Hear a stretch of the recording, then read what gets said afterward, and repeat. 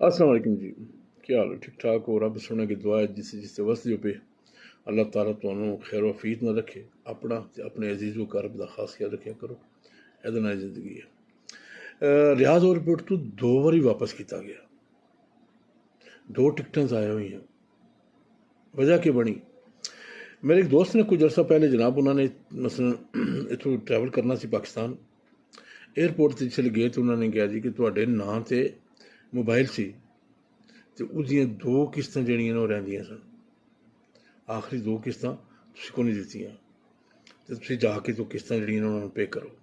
अच्छा, मोबाइल उन्होंने पहला पिछले कफील को लिया सी, जिस पहले रहिंदे सन इत्थे पुराने कफील को रहिंदे सन, तो उस वेले मोबाइल लिया, फिर खुद को खरूज लवा लिया, खरूज लवाया कोई मैसेज कुछ नहीं आया, वो वापस टुर गए पाकिस्तान।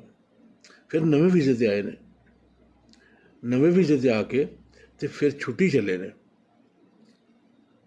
छुट्टी ते जाके बस छुट्टी जाने तो पहले उत्थे गए ने ते सिस्टम च उन्हें मारे, उन्हें आखेआ जी तुहाडे नां ते जड़ियां ने वो मसलन दो किस्तां बाकी ने।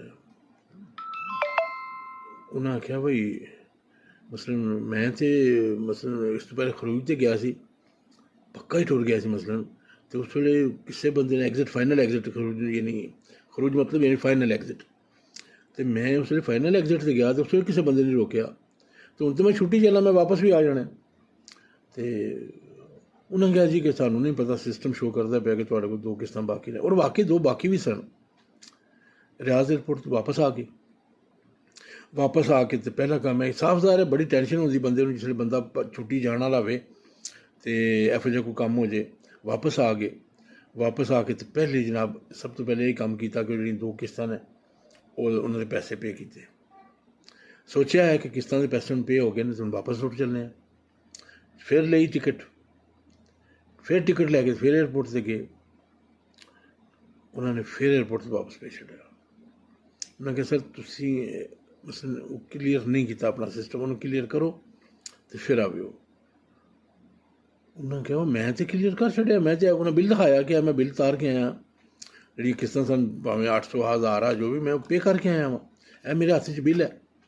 उन्होंने कहा सर तुहाडे कोल बिल है, लेकिन मोबाइल कंपनी ने जिस बंदे नूं एक कॉन्ट्रैक्ट दित्ता सी तुहाडे कोल पैसे लैण दा, उन्होंने वालों ये मसलन क्लीयर तुहाडी रिपोर्ट जिहड़ी है अगे नहीं आई है, तो सॉरी माजरत सर तुसीं जाओ तो जाके अपना पहले जो सिस्टम है उन्होंने क्लीयर करो।